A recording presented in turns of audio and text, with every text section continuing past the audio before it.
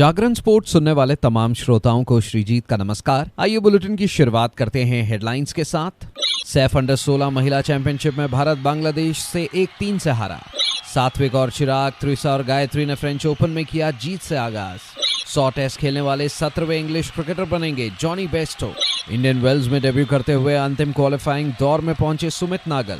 अब खबरें विस्तार से। सात्विक साईराज रंकीरेड्डी और चिराग शेट्टी की स्टार भारतीय जोड़ी मलेशिया के ओंग यू सिन और टियोई यी के खिलाफ कड़े मुकाबले में जीत के साथ French open super 750 badminton tournament के दूसरे दौर में पहुंच गए। विश्व रैंकिंग में शीर्ष पर काबिज भारतीय जोड़ी ने 47 मिनट तक चले कड़े मुकाबले में 21-13, 24-21 से जीत दर्ज की। मलेशिया की इस जोड़ी के खिलाफ सात्विक और चिराग की ये 8 मैचों में 5वीं जीत है। साल 2022 की चैंपियन जोड़ी के सामने दूसरे दौर में मान वेई चोंग और काई वुन टी मलेशिया की एक और जोड़ी की चुनौती होगी। राष्ट्रमंडल खेलों की कांस्य पदक विजेता त्रिशा जॉली और गायत्री गोपीचंद की जोड़ी हमवतन अश्विनी पोनप्पा और तनिषा क्रिस्टोफर 16-21, 21-19, 21-17 से जीत के साथ ही दूसरे दौर में पहुंच गई। भारत की ये दोनों महिला जोड़ी पेरिस ओलंपिक के लिए क्वालिफाई करने की दौड़ में है। तनिषा और अश्विनी की जोड़ी 11वें, जबकि त्रिशा और गायत्री की जोड़ी ओलंपिक खेलों की रैंकिंग में 14वें स्थान पर है।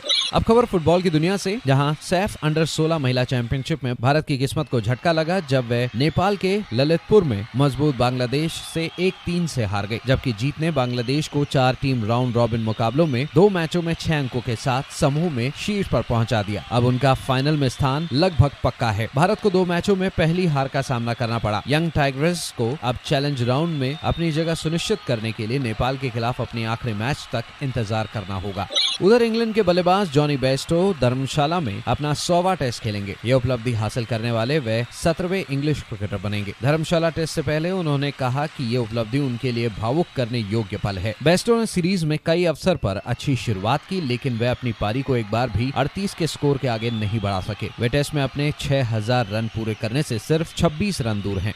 अब खबर टेनिस की दुनिया से, जहां भारत के नंबर 1 टेनिस खिलाड़ी सुमित नागल ने इंडियन वेल्स ओपन के अपने पहले दौर के क्वालिफाइंग मैच में अमेरिकी वाइल्ड कार्ड स्टेफन डॉस्टानिक पर सीधे सेटों में 6-2, 6-2 से जीत हासिल की और अंतिम क्वालिफाइंग दौर में प्रवेश कर लिया। इंडियन वेल्स ओपन में अपने पदार्पण पर 8वीं वरीयता प्राप्त नागल ने अद्भुत धैर्य का प्रदर्शन किया और अपने प्रतिद्वंदी को पूरे मैच में एक भी ब्रेक पॉइंट नहीं दिया। अंतिम क्वालिफाइंग दौर में पहुंचते हुए नागल ने न केवल जीत दर्ज की, बल्कि पुरस्कार राशि में $14,400 अमेरिकी डॉलर भी प्राप्त किए। इंडियन वेल्स में नागल की सफलता उनकी हालिया उपलब्धियों में शामिल है, जिसमें ऑस्ट्रेलिया ओपन के दूसरे दौर में उनकी ऐतिहासिक प्रगति और चेन्नई चैलेंजर्स में उनकी खिताबी जीत शामिल है।